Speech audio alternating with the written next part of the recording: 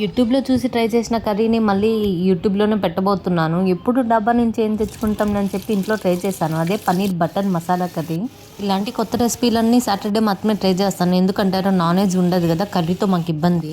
ముందు పన్నీర్ని తీసుకొని చిన్న చిన్న పీసెస్గా కట్ చేసి ఆయిల్ పోసి ప్యాన్లో లైట్గా వేయించుకున్నాను ఉప్పు పసుపేసి.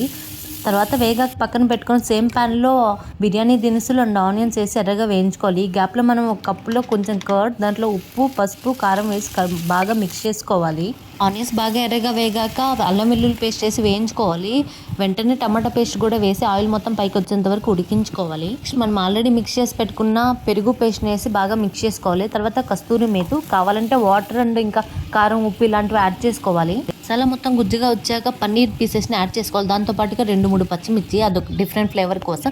దాంతో పాటుగా కొత్తిమీర. అంతే, పన్నీర్ బటర్ మసాలా రెడీ అయిపోయింది. లాస్ట్లో బటర్ యాడ్ చేసుకోండి. అంతే, tasty paneer butter masala ready.